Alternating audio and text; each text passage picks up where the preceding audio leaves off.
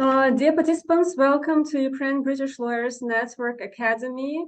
Today we have the final session in the first part of the course, Employment and Recruitment and Employment. And today we close this part with a wonderful session, Etiquette at Interview. We have wonderful speakers from Sheffield Hallam University. That is Gillian Pastuch, Senior Lecturer, and Sheryl Cruickshank, Employment Advisor at Law Department. Thank you, Irina, and it's really nice to not to see you, but to have you here for this session. Sheryl, I think you're going to start us off, aren't you? Yeah, so first of all, just to again say welcome. It's really nice to have people here. I've worked in careers for a long time, and we work with lots of students and graduates in my service of supporting people to get through interview processes. I've worked with the law department for quite a long time now, so that means I've developed a little bit of knowledge about what law firms are looking for and how to approach them. When Gillian and I were thinking about planning this session, we knew you had certain things you wanted to cover, but we also thought this would be a really good opportunity to introduce you to some of the more kind of what to expect in an interview in terms of styles of questions and how to answer them, as well as some issues around kind of the UK cultural approach to interviews. So what we're going to cover today is, not moving on now, even though we did practice, how you can best prepare for your interview, and that might be an online or an in-person interview. We will cover practical tips for success on the day, and that will include some of your etiquette questions. What I would say is, if you've got any additional questions as we go along, put them in the chat or shout out. We really want this to be of use to you, so if you think actually this makes no sense to me, or I've got an additional question, then tell us and we'll cover it. I'm also going to spend some time talking through types of interview questions, how to recognize them, and then how to structure your answers or respond to them correctly. We're also going to talk about questions you should have prepared for the employer and the kind of topics you should also avoid. And then we'll have time for questions as well. And to us, that's probably the most important part, I'd say.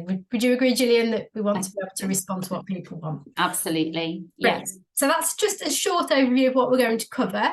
But I think initially I'm going to hand over to Gillian, and she's going to do the next few slides. Thank you.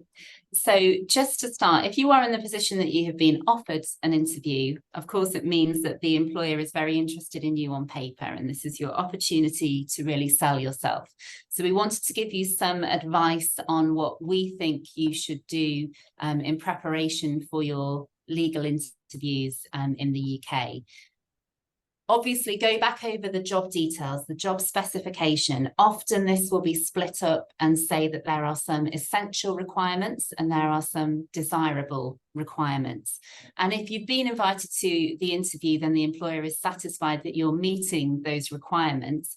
But look back over your CV or your application form and make sure that you are prepared and able to answer any questions that might be put to you about how your own experience satisfies the job specification that the employer is looking for.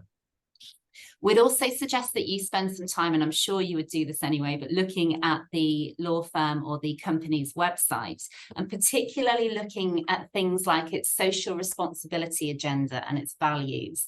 This is a really important thing in the legal sector in the UK and globally at the moment, is this ethical approach to doing business. And a lot of law firms will want to see how your own personal values will fit with what their agenda is and what their clients are looking for. So don't only look at the legal work that the firm's been doing, look at everything else that they've been involved with and their corporate social responsibility and environmental, social and governance credentials as well. We'd also suggest that you look at the firm or the business's social media. So looking at LinkedIn is incredibly valuable because you will see what the employees of the organisation are saying about the organisation themselves. They might be posting about the type of work that they've done, the clients that they've worked with, or just things to do with the employer's environment and the working practices that you might come across. And I'm sure you're all really used to using LinkedIn. I know Irina is a LinkedIn queen and is fantastic with all of the content that she posts. And it really is incredibly valuable and a brilliant way of networking. Look at the local and the national news, so the news that's going on in the area where the employer is based, and just think about how those sorts of news stories could be having an impact on the employer's business or on their clients. And if you're applying for a legal role that's in a specific sector, a specific area of law, then there may be particular news websites that are relevant to that particular sector. So have a look at those as well. Next slide, please. So making a good impression when you're on your way to the interview or you've made it to your interview. Sheryl and I always say that if you are going somewhere that you haven't been before, have a trial run. Work out how you're going to get there. If you just literally take yourself from your own doorstep to the firm's doorstep or the employer's doorstep, you'll understand how that journey is going to work, whether there might be any points of delay, etc. And it will make you feel more confident when you go for your actual interview. We've told students or suggested that students do this before, and sometimes they feel a bit silly having a go at this, but then they're always really glad that they did do this afterwards. I think the best one I had was a student who actually travelled from Sheffield to London on a trial run because she was going to a Magic Circle law firm, and she really just wanted to make sure that the journey would run successfully. When you arrive, some employers, particularly in the legal sector, will ask every single person that you have encountered to give their opinion on you as a candidate. So if you arrive and there's somebody who opens the door for you, speak to them, acknowledge them, exchange pleasantries with them. The same with the receptionists that you might meet. Law firms like to look after their staff, and they want to see that all of their staff are treated equally and treated with greatest respect. So do be polite to everybody that you meet. We've put, which I'm sure you would be anyway, we've put small talk in here. It's a really British thing, and I'm sure you've noticed this, but we talk about the weather, or we talk about how your journey's been, and nobody's really interested in the weather or the impact that it's having on you, but it's just what we do. And they're safe topics of conversation really to have. So just, you know, saying, oh, it's a beautiful day outside, isn't it? Or have you had a nice weekend? Or the traffic's really busy today, or something like that. Is just part of kind of everyday conversation when you enter the law firm and are speaking to the receptionist and other people. When you enter the interview room itself, sorry, go on. We cannot ask questions during the session, right? Of course. That we ask questions after. Of course, you can ask questions during the session. That's okay. Fine.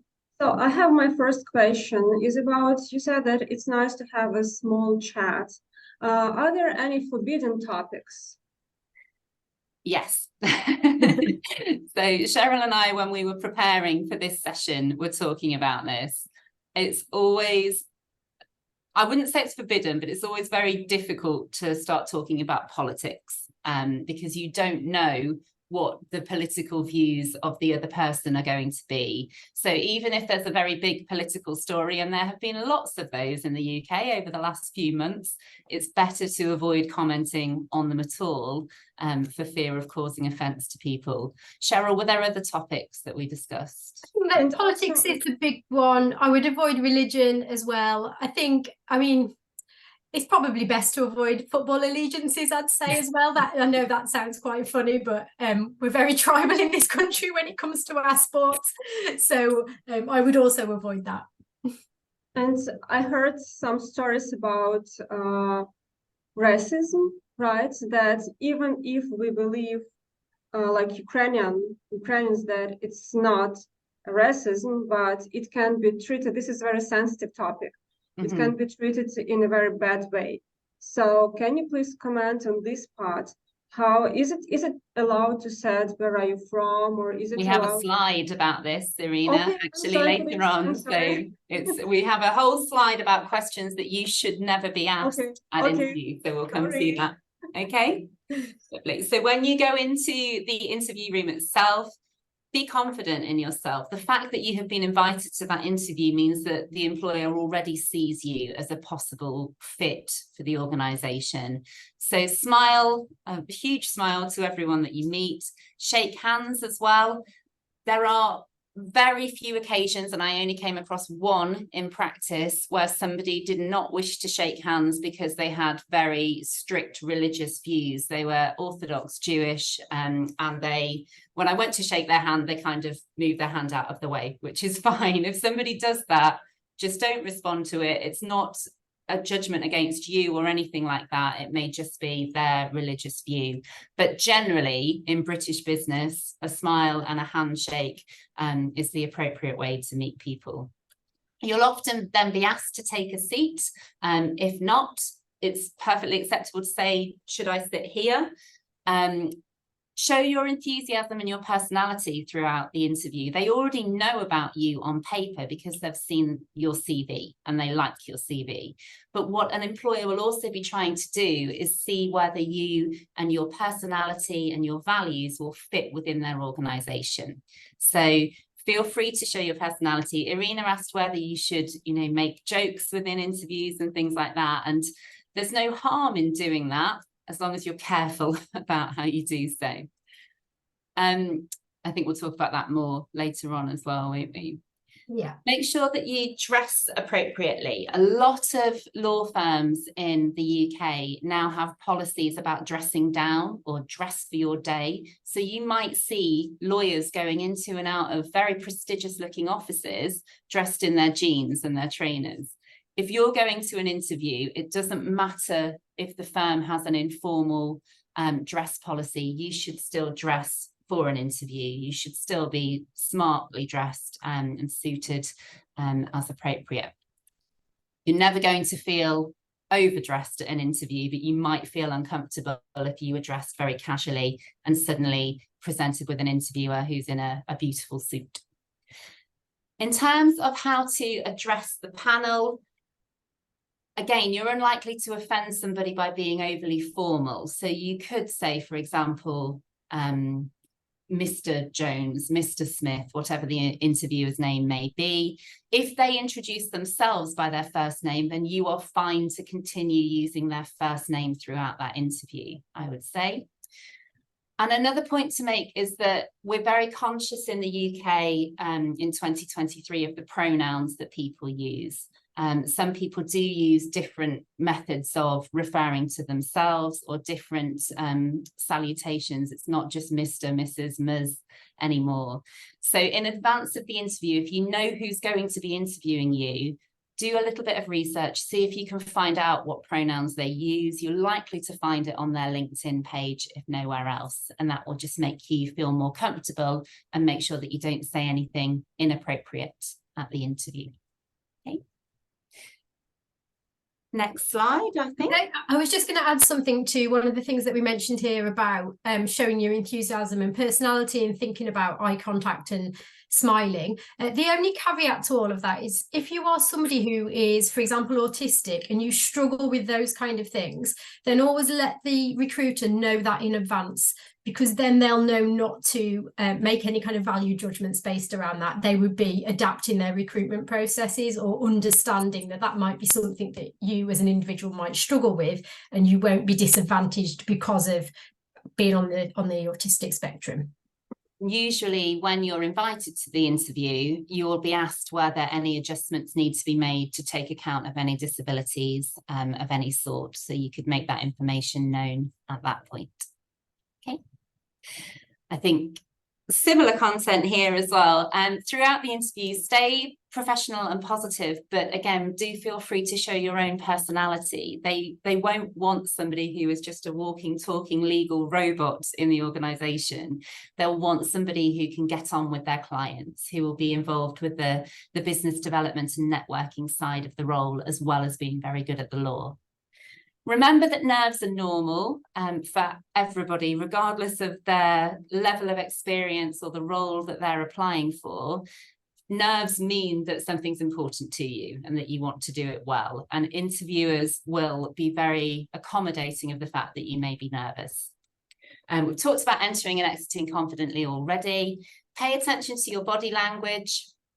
Keep your eye contact up throughout the session, of course.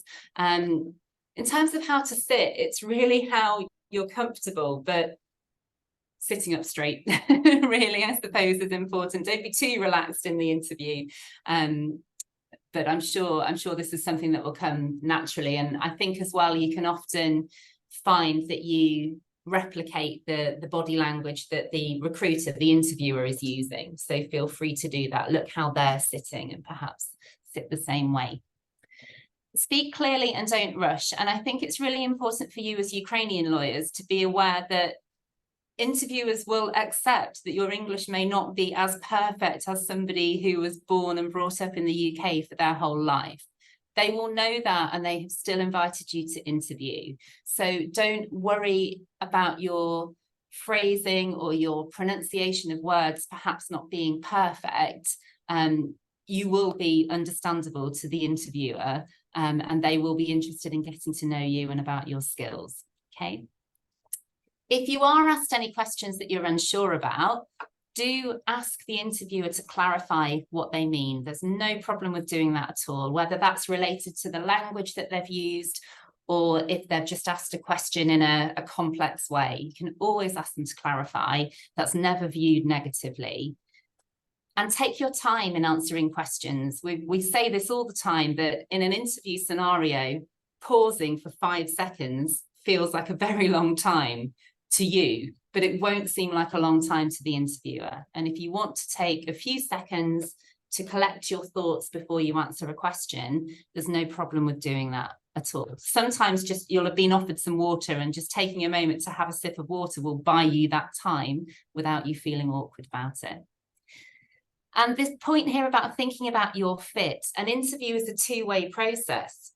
The interviewer wants to see if they want to give you the job, but you also want to see if you want to work for this organisation. So it shouldn't just be viewed as them determining whether they want you. It should be a way of you deciding whether you want them as well. Okay. Next question. So during the COVID pandemic, we had lots and lots of online interviews, of course, for legal jobs and for any other jobs. Some organisations still like to use online interviews, sometimes as a first interview before them meeting you in person, or sometimes it will be the only interview that they have with you. So we just wanted to include some information about how to prepare for these.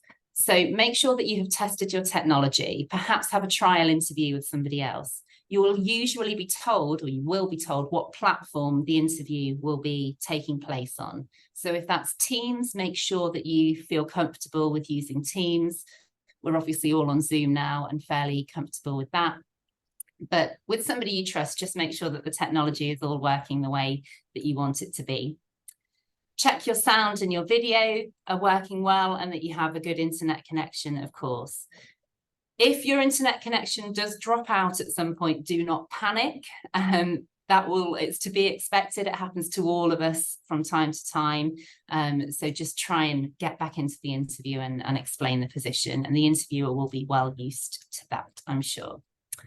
Make sure that the room that you're in is well lit, that you have a tidy background behind you. If you are not in a space that you feel comfortable in, then blur your background or put a virtual background on behind you, just to make sure that you feel comfortable.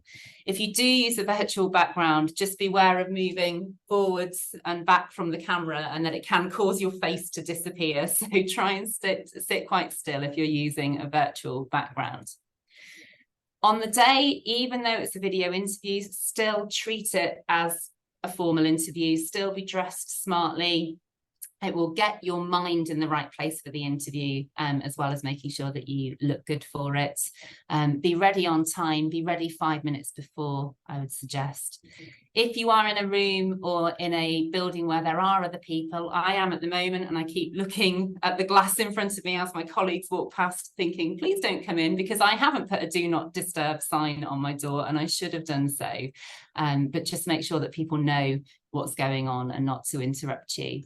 And again, smile and make eye contact. We all found Zoom and Teams to be really difficult when we first started using it, because you do lose some of that personal connection that you can otherwise build with people. But we're more used to it now, and smiling and maintaining eye contact is just as useful and valuable on this kind of platform as face-to-face.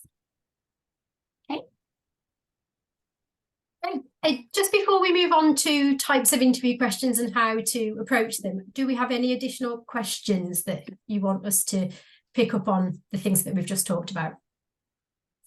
I have, but I will let other participants to ask. Maybe they have. Okay, then I will ask. Okay. So I have, in fact, I have two questions with regard to the look and with regard to making everything just not to be disturbed during the interview. So the first question about dressing up smart.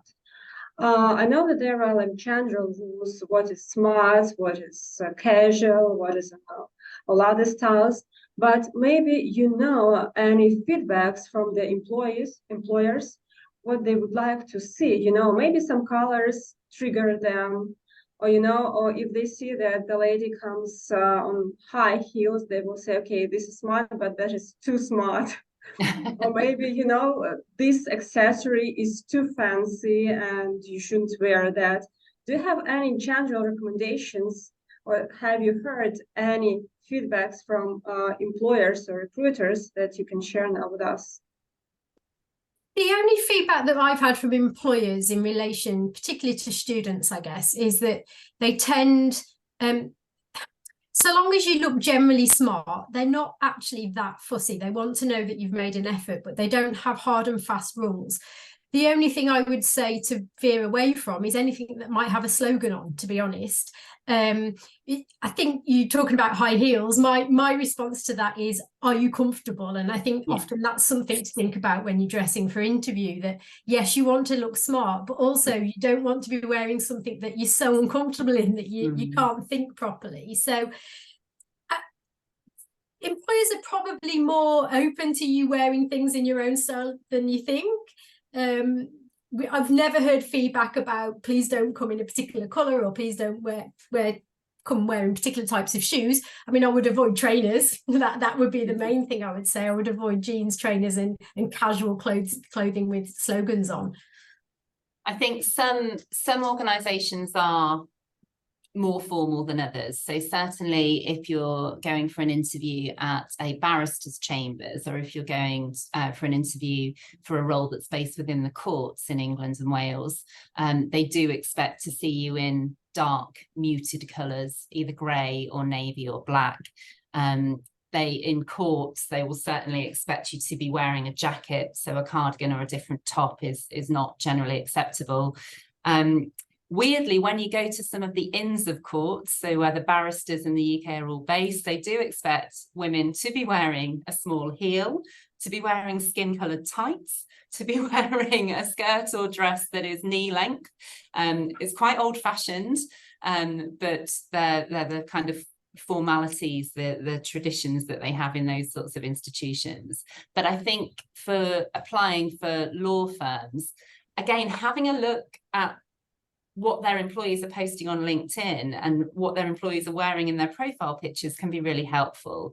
I was in legal practice for about 10 years, and I left about 10 years ago, and even when I was in practice, I wouldn't wear a suit on a day-to-day basis. You can be smart without wearing a formal suit.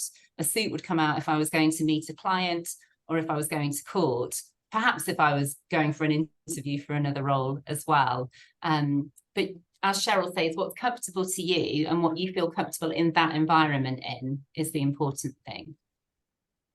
Thank you for this. Well, as regards to law firms, yes, I know that they have dress codes.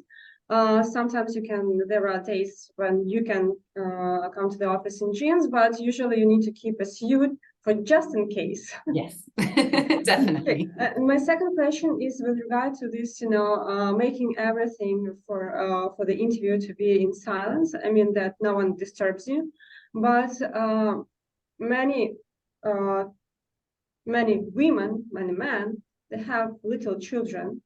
Sometimes children start crying, and you can't do anything with this. Yeah. And this may happen in the middle of the interview. Yeah.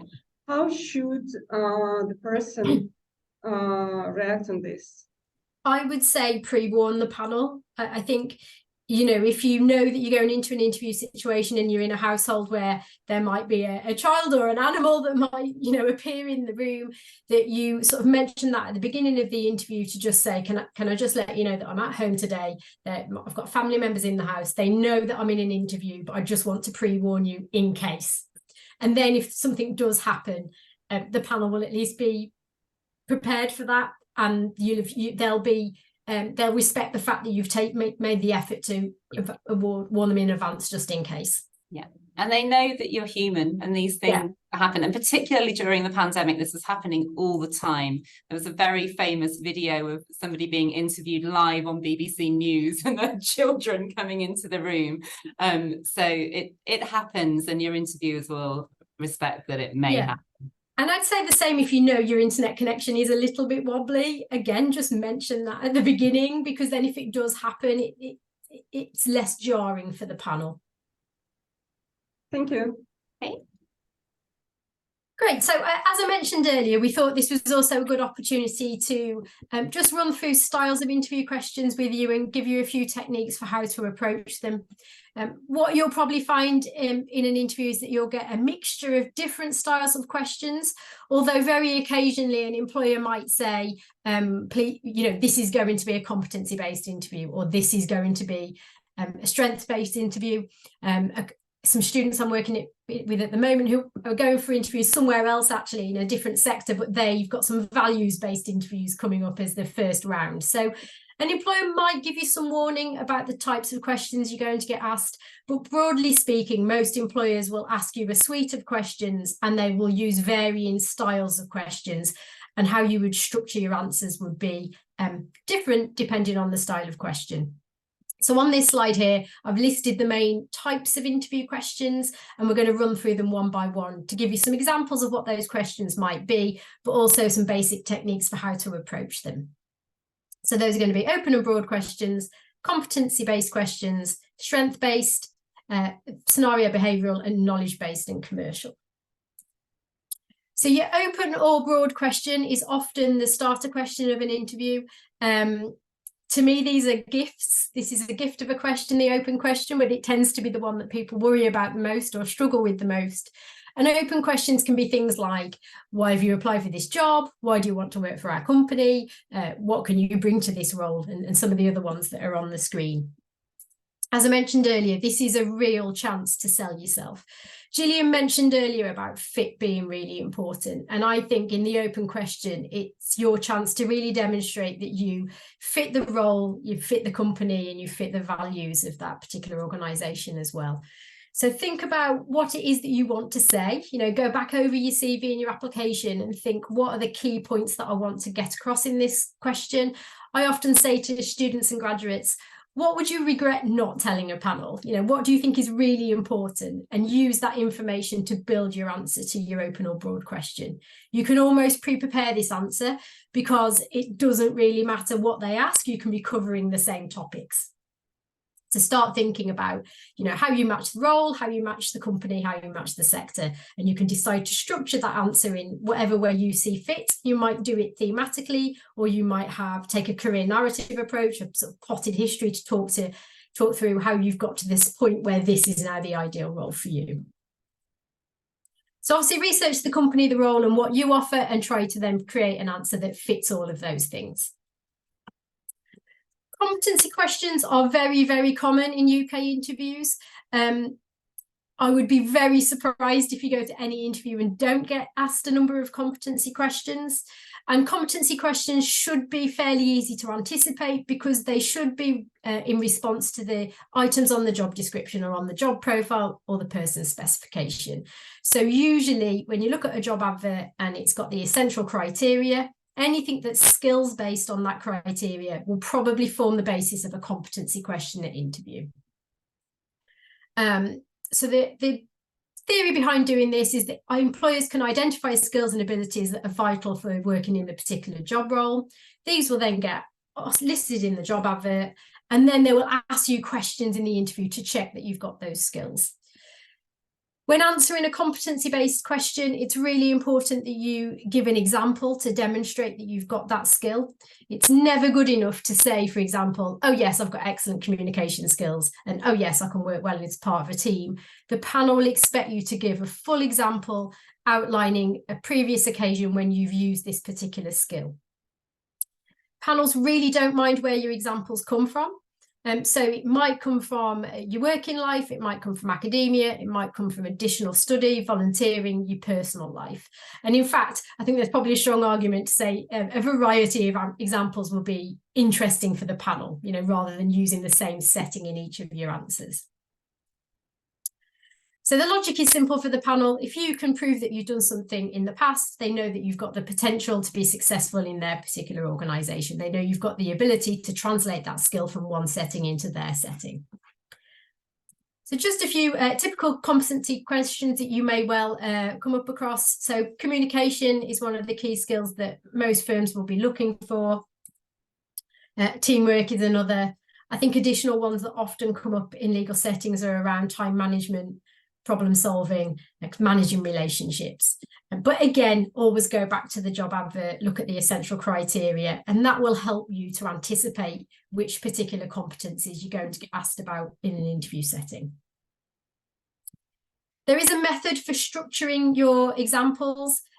Sometimes when we do practice interviews with students and when I've sat on real panels, candidates get stuck in their answers and end up sort of repeating themselves and never really knowing where to begin or end an example, and they don't give enough detail. So there is a technique out there to help you to structure your examples.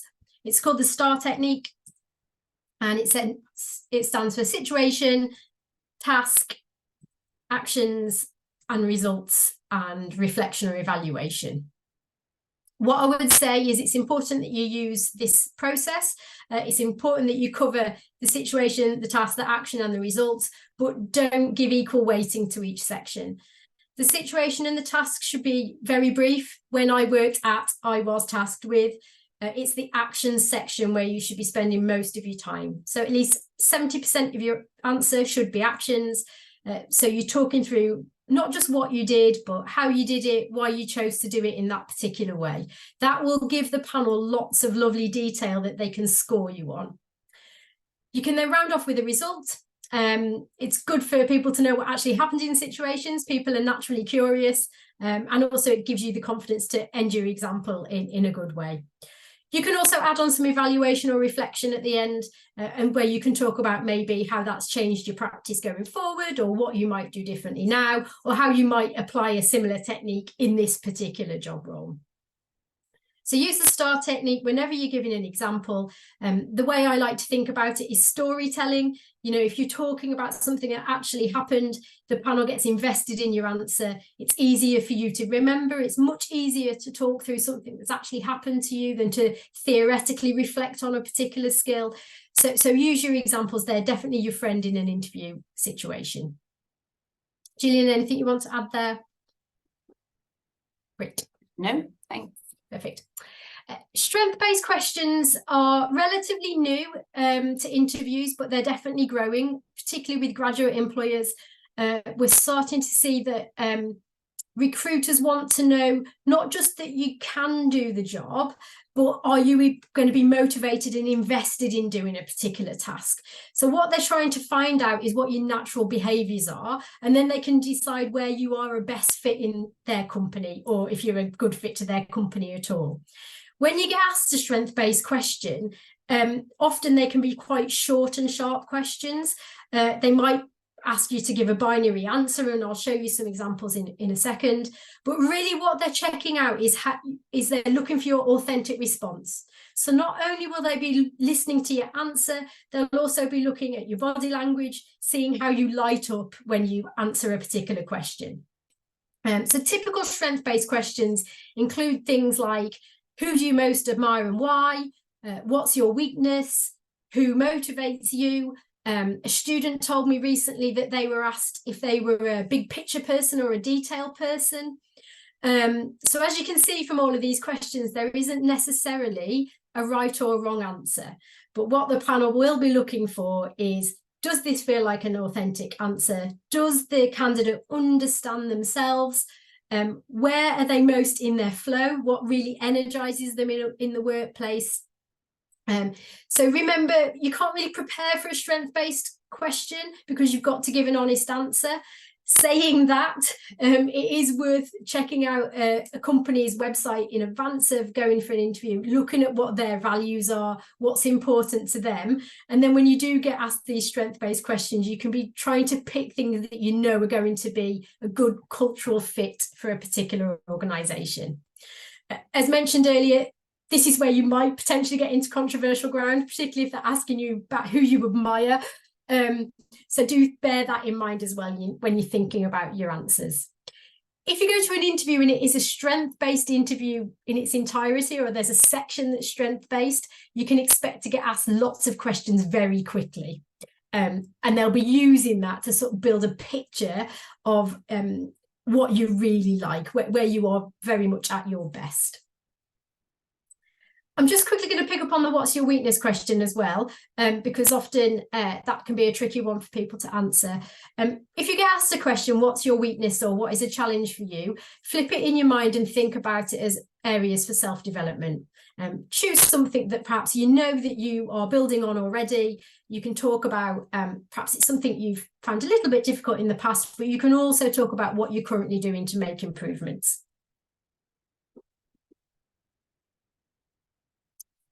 Commercial awareness questions. We might also call these knowledge-based questions. Our kind of technical colleagues will also might call these technical questions, but really commercial awareness questions and knowledge-based questions are where they want to know what you know already. Again, very difficult to bluff answers to these questions. We want you to be giving honest answers. This is where your research becomes really important. So again, go back to the job advert, have a look at the criteria for the role, and make sure that you revise anything that you know might come up. You know, it might be also that you want to think more broadly about what's happening in the sector. Again, keep up to date with the news, particularly if you're going for an interview at a commercial law firm. They may well ask you about things that are happening topically at the moment and ask for your opinion on something. So lots of different things that you can do here in terms of building your knowledge, but do expect some kind of question at an interview that asks you about either the area of law that you're going into or items of news that relate to that area of law. They might also ask you about some of the challenges of working in the sector as well. So they might want you to have that broad understanding of some of the external factors that are affecting the way that UK law firms are operating at the moment. Anything you want to add there, Gillian? I don't think there is. No, I mean, just to add that you're probably unlikely to be asked to give advice on a legal scenario within an interview, because an assumption will be made that you can do that based on your previous experience set out on your CV or your application form. Yeah, I think you're much more likely to get asked about how firms can become more competitive, for example. That's probably a much more likely question. So I'm going to hand over to Gillian now in relation to questions you should never be asked by the panel themselves. So this picks up on what Irina asked earlier. So under the Equality Act 2010 in England and Wales, there are certain questions that should never be asked to you because it's unlawful for a business to discriminate against a candidate on the basis of particular characteristics. And those characteristics include things such as your marital or your relationship status, your sexual orientation, your religion or your views and beliefs, your age, whether you have children or you have plans to have children in the future, whether you have a disability. The criminal convictions point can depend on the organisation that you're going to. Generally, in a job specification, it will state whether a disclosure check will be required and things like that. The questions that you should never be asked in interview. Should never be asked how old you are because it's irrelevant. If you can do the job, your age doesn't matter. And just as a convention in England and Wales, we don't put dates of birth on a CV for that reason. If your date of birth is on your CV, that immediately tells the employer how old you are and leaves them at risk of accusations of age discrimination. So don't put it on your CV at all. Where you were born, this picks up on the point that Irina mentioned a moment ago. If you've been invited to an interview, it will be because the employer has determined that you're eligible to take the job if you're offered it. It is irrelevant where you were born on that basis. Do you plan to have children is probably the most controversial one. An employer will never, ever ask this, because however you answer it, if you then don't get the job, you as a candidate, an unsuccessful candidate, could potentially sue that organisation for sex discrimination against you because you've answered that question. And I think particularly for women of a certain age, employers will never ask this question at all, because it's dangerous for them, to be honest. About whether you have a disability or a chronic illness, as we've mentioned already, when you're invited to interview or when you're filled in an application form, there will be an opportunity for you to provide that information. An employer will be asking that information so that they can make reasonable adjustments for you to come to the interview or to do the job. And they are legally required to make those reasonable adjustments for somebody who has a disability. And if you've told them that you have a disability and they do not make the adjustments that you need for that interview, then they are discriminating against you, and they're acting contrary to the Equality Act 2010. Likewise, you should never be asked what religion you are. We've already said that's a topic to stray away from in interviews in any event. But any of those questions would be unlawful for you to be asked. Okay. Any questions about that at all? I have a question. Okay. Sheryl, you were talking about a stressful interview, and that is in fact something that we discussed at during one of our webinars. However, can you please recommend how to behave? Because you rightly said that, you know, with those patients, you can have different behavior, you know, even though you can't control your red cheeks, but at least you can control your moves. But if you start controlling your moves, that means that, you know, you stop thinking about the question, but you start thinking about how to sit, how to put your hands, or no. Yeah. Any recommendations on that? I mean, I would say, I think actually what they're looking for in those questions is your enthusiasm. So actually having, exaggerated is probably the wrong word, but being, showing that natural enthusiasm, and that might come from hand gestures, it might come from your face lighting up, it might come from smiling. Actually, that is a positive thing. You know, you will probably become more engaged in those strength-based questions because you're talking about things that are the genuine things that get you motivated. I suppose in many ways, the trick is to try and take that approach into all of the questions. Almost imagine that that's how you're going to feel about every question you get asked. If you answered a strength-based question and you were very static, I think that the panel would be worried about whether that was actually an authentic answer. They want to see positive body language. So yes, be expressionistic, I guess, in that kind of, you know, let your expressions come across. Thank you. Just going to move. Sorry, my next door neighbour's dog is barking really loudly. So if you hear that, okay. I apologise. You didn't warn us in advance that that was going to happen. Yeah. So the last point that I wanted to mention is you having questions for the employer or for the interviewer. And this is your opportunity to show your motivation and show your research at the end of the interview. You will always be asked, do you have any questions for us? It's never a positive thing to say, no, I don't have any questions for you, because you should have some questions for the person who's interviewing you, because they are based within the organisation that you want to work in. So this is a chance for you to show that you're very enthusiastic, that you're very interested in this particular role in the company itself, and that you want to learn and develop and progress within that organisation. So the sorts of questions that you could ask might be things such as, how will my progress in this role be evaluated? Or what would success in this role look like to you? I personally, and Sheryl might correct me on this, but I don't think there's any problem in an interview saying to the interviewer, what do you most enjoy about working here? Because that turns the tables and makes them talk naturally and positively. Yeah, no, I'm absolutely agreeing. I think for two reasons. Firstly, it's a really good question because it shows the panel that you're already imagining that you've been offered the job and you're there. I think that's, you know, psychologically, that's a very positive thing to do. I think also it comes back to remembering that the interview is there for you as well. You know, what do you want to learn from this interview? That's a good question to ask because it gives you a good indication about whether actually this firm is the right fit for you. And also, if they say something that is ringing alarm bells for you, then that might help you to make a decision if you're offered the job about whether or not you want to take it. So I think it's a good question for lots of different reasons.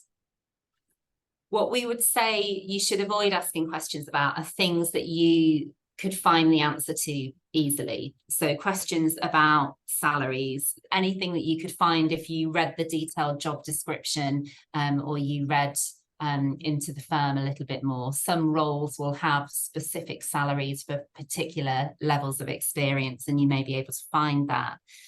Don't ask about terms and conditions of employment either. If you're offered the role, they will be sent to you and you'll have the opportunity to look at those and to query anything before you accept the job. So keep the questions kind of light, really, but really showing that motivation and that enthusiasm. Yeah, I think sometimes good questions are ones where you've done your research, you found out something about the place, and then you ask them for a little bit more detail or ask if you'll be involved in that project. I think that it ticks two boxes then, doesn't it? It demonstrates your research. It enables you to perhaps mention something that you've not managed to squeeze into another answer. So that can work quite well as well. There are times and places to ask about terms and conditions and money and holidays, and that is after you've been offered the job. And I think what we haven't put, we've got a couple more slides to go, but what we haven't said specifically is how to then end the interview. And that will, I would say, be apparent and will be natural. If you've asked all the questions, the interviewer is likely to say, I don't think there's anything further that we want to ask you. And at that point, you'll know when to stand up, shake hands, and usually be seen out of the room, and they'll open the door for you. On that point, I'd say that about questions as well. Sometimes you might get prompted in a question because they want more detail.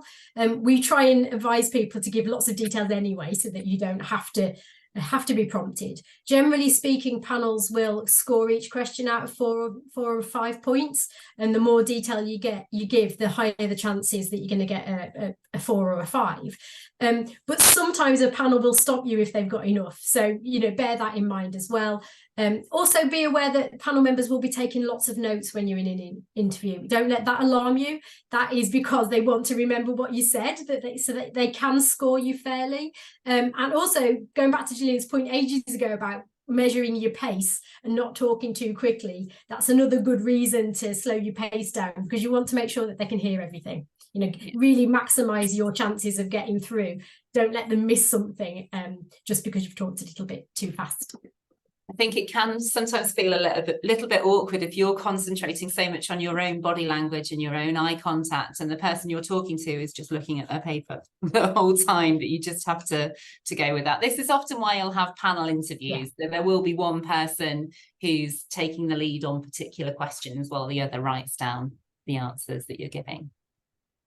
Okay. So just to summarise slightly some of the things that we've talked about previously, interview success is all in the preparation. It's a boring answer, but it's the true answer. The more you prepare, the better the actual interview will go. Even if you are nervous, if you've done lots of prep, the right answers will hopefully come out. So just reminders to really research the organisation.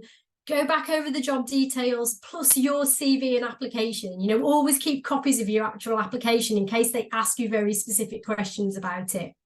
If you've got an online interview coming up, remember to check all of your technology in advance. Remember those broad questions that I mentioned, the broad open questions. Pre-prepare your answer to that. Don't learn it word by word, but thematically know what you want to get across in that answer. Think about your best star examples. make a list of the competencies in the job requirements and start kind of mentally going through all your memories about where you've done different things in different places. And I would say always have 2 or 3 examples for each competency so that you've got some backups. Strength-based questions, how to prepare for those, research the roles, look at the values of the organisation, and do a little bit of self-reflection, understand yourself. That's really important. Can I ask you a question, Sheryl? Yes, go on. Which others in the room might be thinking. You're suggesting having examples to fit different competencies. Yeah. I think your views about interview candidates taking any notes into the interview with them. I think it's okay to take notes in with you, but the word is notes. I would not want you to take full scripted answers into an interview with you, because then you are just going to be reading. Actually, the way I advise students about this, because they've got very much exams in their head, is to approach it as you would exam revision. You might start by writing out your full example, and then you get it shorter and shorter and shorter until you get to the point where you've got the name of the competency in one word to remind you of the example. And I think that's the way I would go. If you want to take notes in, that's fine, but make sure they're very, very short notes, because you want to be talking to the panel. You don't want to be reading your notes. Thank you. All right. Yep, think in advance about good questions for the employer. The one Gillian mentioned about what do you really like about working here is an excellent one if they happen to have answered all of your questions through the interview. That sometimes happens. And really importantly, as I mentioned right at the beginning, really be clear about your fit. Everybody who gets to interview, they know can do the job. What they don't know is who's going to be the best fit for the company. So really think about what your narrative is going to be. How can you evidence that you are the very best person for this job, and think about how you can get that message across. After the interview, I should have answered that. I put something on here about negotiating. We can cover that now in terms of terms and conditions. After the interview, it is good practice to email and thank the recruiter after the event. If you've got on well with people on the panel, obviously, and you get offered the job in particular, it's always worth linking in with people on LinkedIn. And whatever the outcome of the interview, it's always good practice to ask for feedback. Good interviewers will give very specific feedback. If they don't, ask for it. Ask which questions you scored best on and which questions you can really improve on. That will help you in terms of going through other interviews, but it will also, if you get offered the job, give you that sense of maybe areas that you might need to think about developing in the role itself. But also you'll know what they were really impressed by, and you can take confidence from that. So whether you get offered the job or not, it's always a good idea to ask for feedback. As touched upon earlier, if you do have questions about terms and conditions, if you want to negotiate on salary, if you want to negotiate working a 4-day week rather than a 5-day week, wait until you've been offered the job, and that is the time to enter negotiations with the recruiter. Anything you want to add there, Gillian? I don't think so, no. I guess we just want to ask whether there are any questions. Yes, there's a slide for that.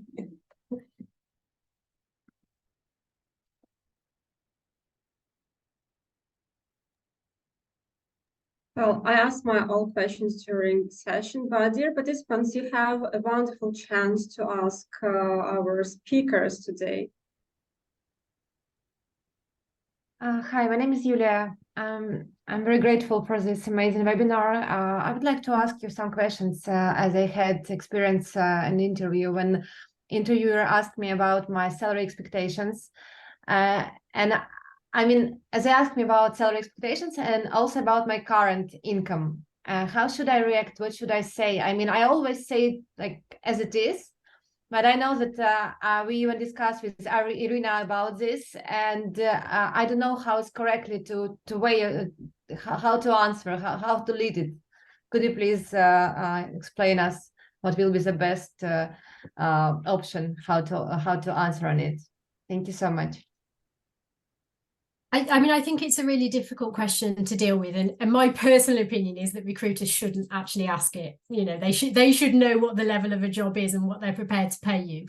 However, we don't live in an ideal world, and some recruiters do ask these kind of questions. I think sometimes it's partly about doing your research beforehand and having a sense of what the market rate is in a particular location, in a particular size of firm. I think that's really important. You know, legal salaries vary quite wildly in the UK, dependent on the area of the country, but also the size and nature of the firm. So doing your research in advance and getting a sense of what different organisations are paying for similar roles, I think, is a good starting point.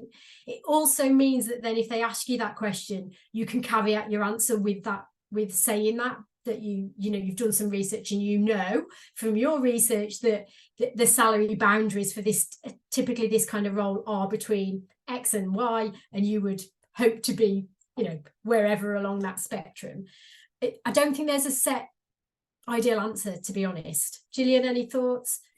No, and I completely agree with Sheryl that a lot of jobs that are advertised will say that they pay the market rate, and it's really difficult because you may not know what the specific market rate is. But as Sheryl says, it is very dependent on geography, and it's very, very dependent on the area of law that you're going into. If you're looking at corporate and commercial work, then the salaries will be far greater there than they would be for somebody going into criminal law work or into family law work, for example. And based on your level of experience as well. And what's really difficult for you as lawyers who are moving to a different jurisdiction to practice is the experience that you've had in your home country might not necessarily correspond to the experience that people who have qualified and worked in this jurisdiction for their whole lives might be viewed as having. So I think what Sheryl said is absolutely right, in that it's very difficult, but try and give a range, having done some research. Don't undersell yourself at all. And ultimately, if a job is offered to you and the salary is not what you had hoped, then use that perhaps to try and negotiate. And if the negotiation doesn't go as you wish, then that might be a reason not to take the job, I guess.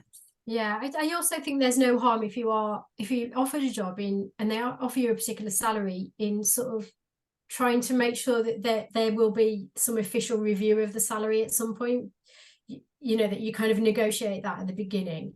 I know, you know, often when perhaps you are looking for that first position in a new country, the temptation is to take anything that you're offered. And I think if you're in that position and you feel you have to say yes, that it is probably worth talking about at what point it's going to be re-looked at, and, you know, whether it's at the end of a probation period or, you know, asking them when their salary increments come into place.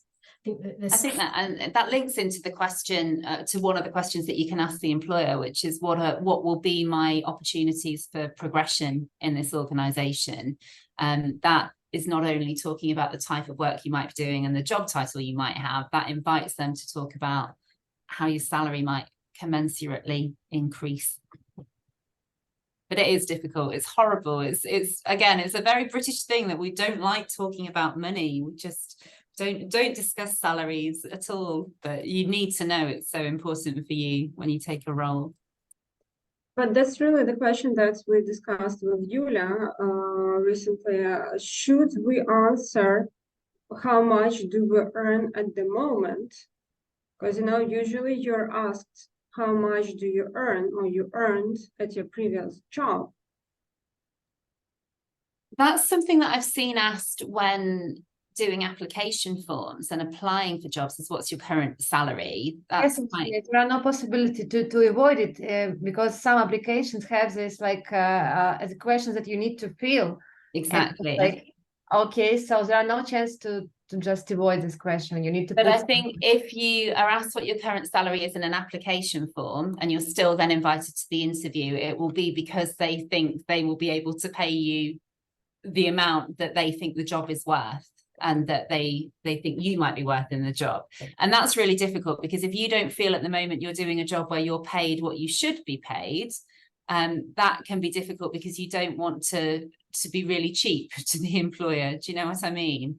But I think circumstances are obviously very difficult when you're looking for a job in a new jurisdiction. You have to be honest in the answer of what you're currently being paid.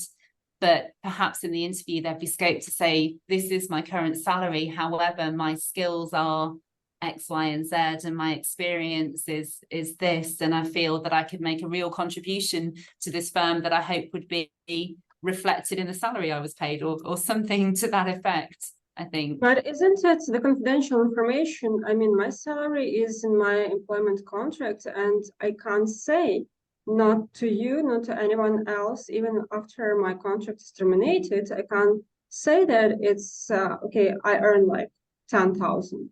I think it really depends on the type of organization you work at as well. I mean, I think, you know, Gillian and I work at a university. Everybody knows what everybody else is getting paid, because it's all information that is, you know, you're on a particular job which is paid at a particular scale. So other than increments down to experience, you know, I can confidently say that the person sat next to me doing the same job gets paid exactly the same as me, because it's the value of the job, not the person, if that makes sense. Yeah, but it's the same for state authorities, right? So if you work at state bodies, you have this scale of salaries, but if you work in private sector, that means that your salary is confidential. I think there is becoming more transparency though, because we have the Equal Pay Act, and because it's such a huge thing in the UK that men and women are paid equally or equivalently for the same roles that they're performing. And there is a lot of law firms are ranked against each other depending on what their gender pay gap is, and whether they are paying gap as well. Yeah, but then this is about evaluation of those ranks. It's the same as you can't be asked about your religion, but still when you apply to the job, you fill in different forms. So on diversity and inclusion, you know, and you just answer your religion, your sex, your age, everything.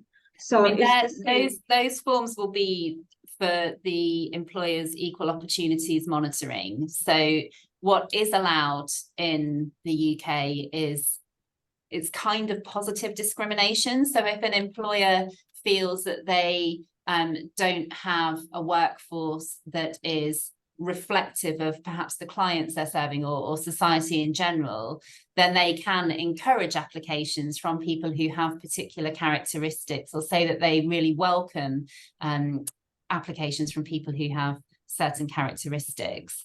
But what they can't do is make a decision whether to offer a job or not offer a job solely based on your age or your sexual orientation or your gender or your race or your current salary, for that matter.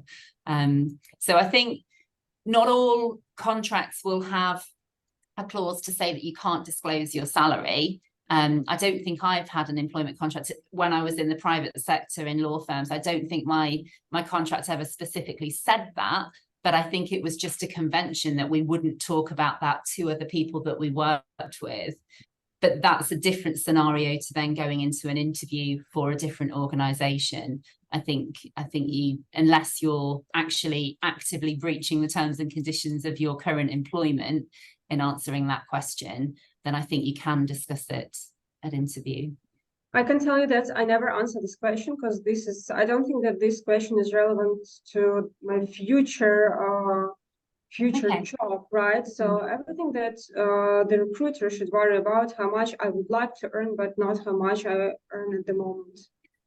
Yeah, I agree. I think sometimes though it can be used, particularly when it's asked on application forms rather than an interview, it can be used as a way of a recruiter deciding perhaps whether you're too experienced for a particular job that you're going for. So if you put on an application form, my current salary is £50,000, and the employer knows that for the job they're advertising, they only want to pay 30,000, then they probably know you're not going to accept it. They can't afford to pay you more. So perhaps they'll say there's not really any point in inviting you to interview.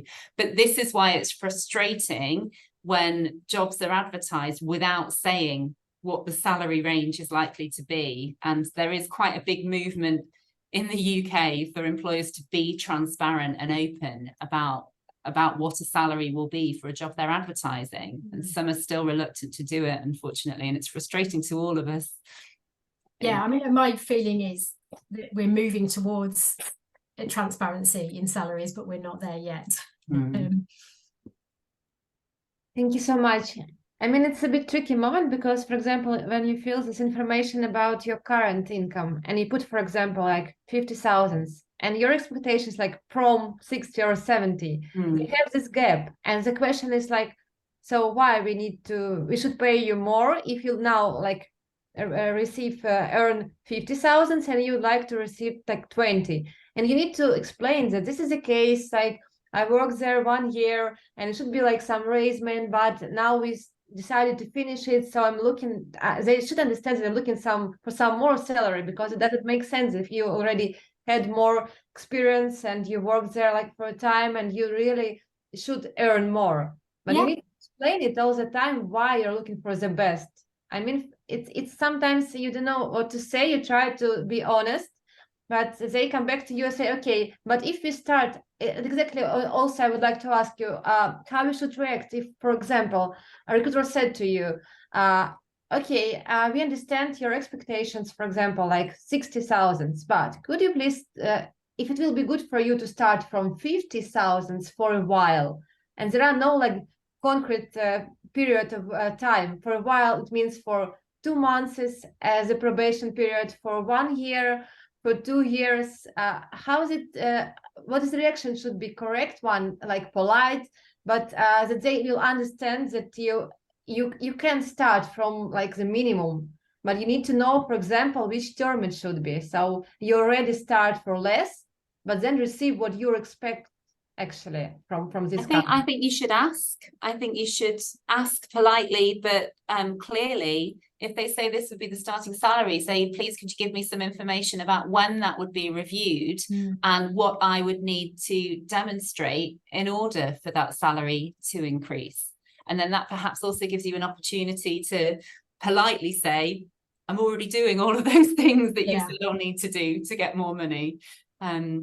Some employers will move, some won't. Some will have a range that, and they can go to the top of the range. Some just won't. It will depend on the organization, I think, but you should always ask the question. Definitely. Okay, thank you so much. Okay.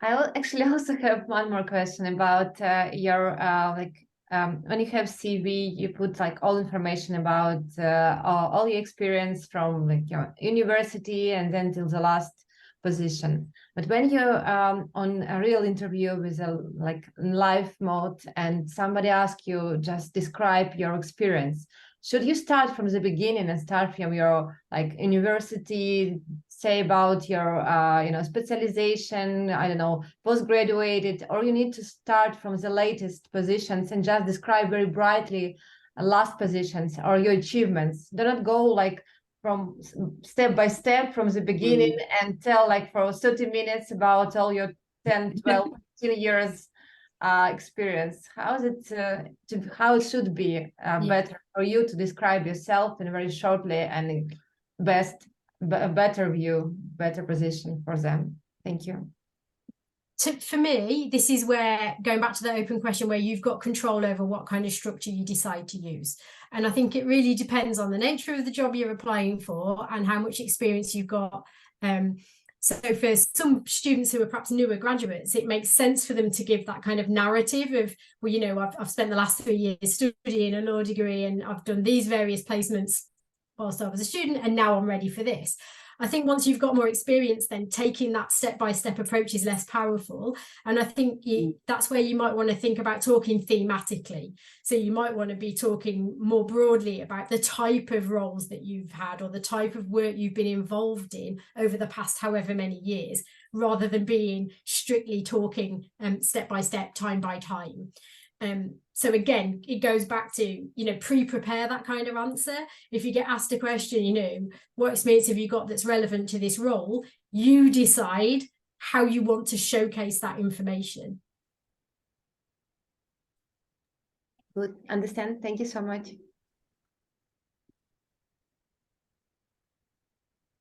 Any more questions?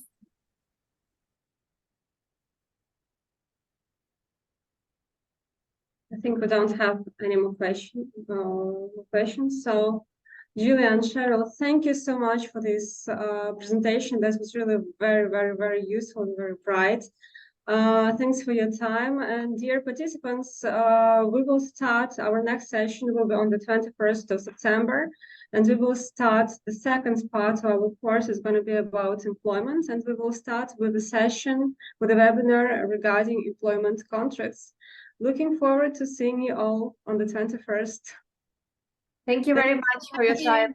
Thank you. Thank you all. Thank you very much. Looking to seeing you again. Thank you. You too. Bye. Good luck to all of you as well. Bye-bye. Bye.